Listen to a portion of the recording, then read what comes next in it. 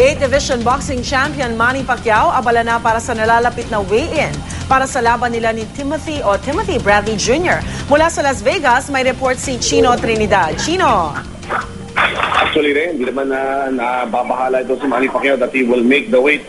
Kasi ever since nung sumampa siya sa mga heavier weight division, palagi naman siya pumapasok sa timbang. Mas malimit pa nga.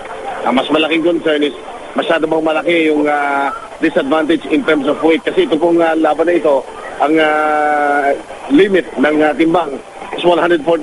Si Manny kahit busog na busog, titimbang lang yon 144, 142 doon sa range na yon, kahit na on a full stomach. So, yun po pagpasok sa timbang, yan ang hindi gaano concern.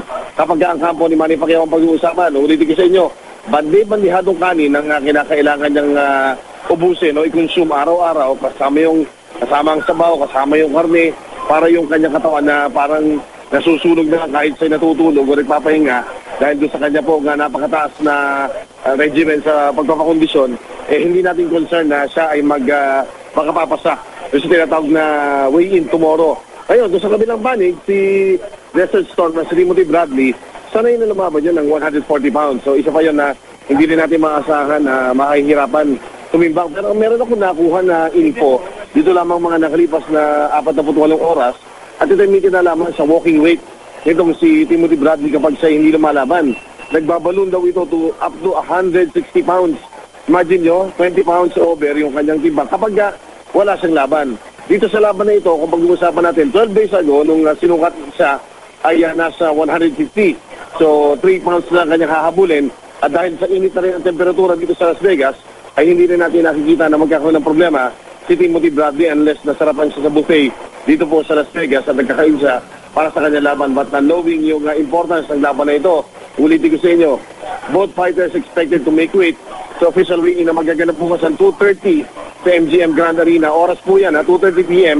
oras dito sa Las Vegas. So, yan yung pinaka-latest natin. Sa mga oras na ito, si Manny Pacquiao is undergoing his final gym work. Yan, meron pang isayong ngayon pa. Nagaganap doon sa napakainit na top rank gym. Parang oven, animoy parang oven yung loob niya. Dahil ang temperatura dito sa Las Vegas, siguro ngayon kung paano ba yung conversion, nakalimutan na mag-convert, nasa 105 degrees.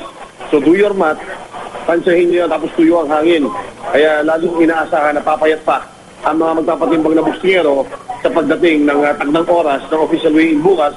Ulitin ko, 2:30 ho yan sa oras ng Las Vegas dito po sa Nevada. Rhea? Chino, meron bang kakaibang ginawa ang ating pambansang kamao sa kanyang training for this particular fight? Alam mo, pinakamalang pagbabago niya rito, tinanggal niya yung mga gimmick niya. Tinanggal niya yung mga bagay na hindi naman nakatutulong sa kanya na napansin niya. Di na nagpupuyat. Yung pagpupuyat, yung pagchichicks, yung mga ganyan. Wala na. Ngayon, nakikita ko, ano lang siya ano yun? One woman man. At least, gusto nakikita ko Dahil si Jinky lang yun. At saka, bibigyan ko kayo ng little secret. Ngayon ako kasi ako na-assign nang nakatutok talaga sa hotel ni Manny Pacquiao. Ito pala si Manny Jinky kapag gaganitong laban, talaga hindi rin sasama sa isang kwarto. Kailangan nakahiwalay si Manny at saka si Jinky dahil bahagi ng tinatawag na pag-abstain sa kahit na anong activity, lalo na yung activity na baka magdagdagan pa yung kanilang 4 na anak. Siguro na nakukuha nyo na naman yung aking mensahe doon. Basta ganoon kaseryoso si Manny.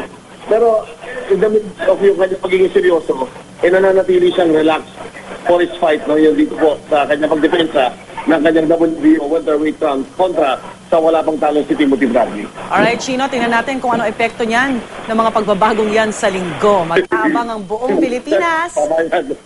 Alright, salamat. Alright, maraming salamat, Chino Trinidad.